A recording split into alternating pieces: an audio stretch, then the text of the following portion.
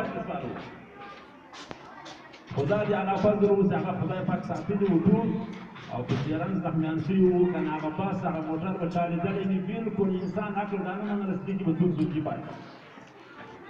په دغه ورځ باندې ما دا اراده وکړه ما یاره انشاءالله زه په دغه ځای کې لاندې کور مخته مکتب جوړوم او دغه کوم مولوي صاحب ته ما ویلي چې ګوره ما ته کله کله وایه چې هلته یو مکتب جوړ کړو دا یو ډېر لوی فایده ده دی په هغه وخت کې پاکستان کې د خپله سبق کوي نو بیا چې کله زه راغلم ما دغه مکتب واچو دا مې شروع کړ نو ما دا فکر کوم راځه دا مکتب یا خیرالناس ته یا نور بسط ته په کلیا باندې ورکړي هغه به دلته اوپر کې جوړه کړي که نور نه وي دا زموږ خپل ور کې خو بلند ورځي دا هم یو لویه ګټه ده یو لویه غنیمت چې کله مې مکتب شروع کړ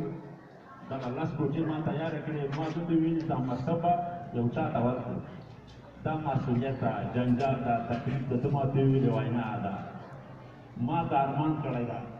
پاکستان کې چې کله ما تعلیم کوو د ما سره دا احساس و چې یو وخت به انشاءالله زه په افغانستان کې خپل مکتب جوړوم او زه د خپلو خلکو سره د افغانانو سره د مسلمانانو سره چې زه خپل وس وکړم او زه خپل تعلیم ورته وکړم نو هغه د خدای فضل مې ورته وي چې وسړی چې ټیل کوی شي او که یې هغه د تیار مکتب ده نه نور بسر ته ورکړو نه خیرالناس ته ورکړو دا خو ډېره ښه ده خو چې ته مخه ورته ویلې دوی ویلي چې انشاءالله زه کوم موضوع کې شروع پې وکړه دغه مکتب جوړ شه په اودکي کې مکتب جوړ شه په دغه دواړو مکتبو باندې ما څو لکه مینه کولې 80 لکه روپۍ دغه 80 لکه روپۍ یو ورځ یو سړي ما ته ویلې وایي موږ سعودي کې جمع سره کولی شي کلیم حاجي ډېر تکړه سړی ده ګوره مکتب یې جوړ کړی په اودکي کې ده سره 950 وړکي دي او دی د میاشتې 9.5 لکه کلدارې ګټي ما ورته ویلې معنا نه غلط شوی 3.5 په خوست کې بیا ته دا حساب کا محمد اوس که دوست خوشحالېږي او که دښمني زړه یې وبږي اوس د دې مکتب دنیایي پیسو ګټه که زه قسم درته وکړم چې ما ته د میاشتې 50 روپۍ نه راځي 40 روپۍ نه راځي او دومره مصروفیت دومره ستړیا چې موږ او دا د ما وروڼه دي او د موږ کور ته یو خدای ته معلوم دی خو راغله اوس زه په دې باندې خوشحاله یم الحمدلله چې زه کله کله په دې ریس کې راشم چې هلته اسمبلۍ ولاړې دا 700 وړکي یا دا 600 وړکي دا په ملي ترانه کې وایي چې الله اکبر الله اکبر الله اکبر دا لوی د خدای نعمت د دې د وجې نه به انشاءالله په دغه علاقه باندې په دې خلکو باندې په دغه مسلمانو باندې الله تعالی رحم وکړي دغه ځای دی فقط دا مکتب دنیا چې کله ما ایښی ده ما شروع کړی ده ما خو درته ویلي چې ما په دې خاطر ما نه که شروع کړی چې په دې کې به زه پیسې وګټم او دې کې به ما ته آمدن شي دې کې به داسې خاص په دې وجه باندې چې یاره دغه د علاقې خلک او دا زموږ خپل کور کړی دا به یلته لنډ ورځي انشاءالله دا به یوه صدقه جاریه وي چې له کومه وخته پورې روانه وي دا به روانه وي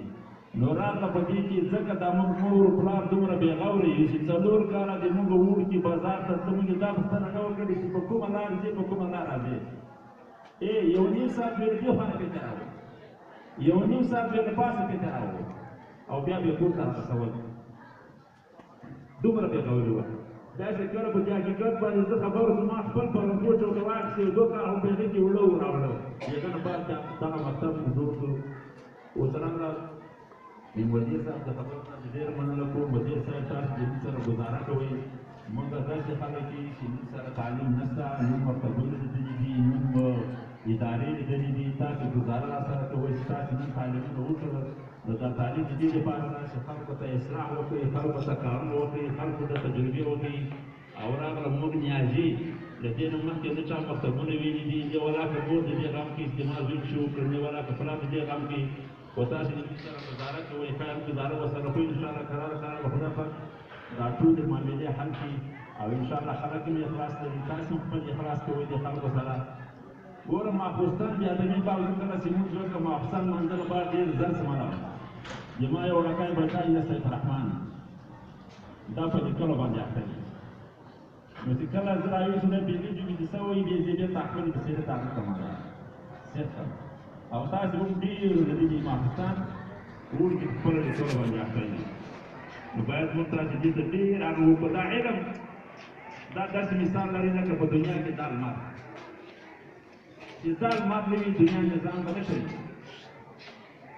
علم داسې معنا لري لکه یو سړي چې ښه کلای دروازه یې دی خو امن نشته که نه څه په امن کې. او نن سبا دنیا ټوله په ساینس باندې روانه ده.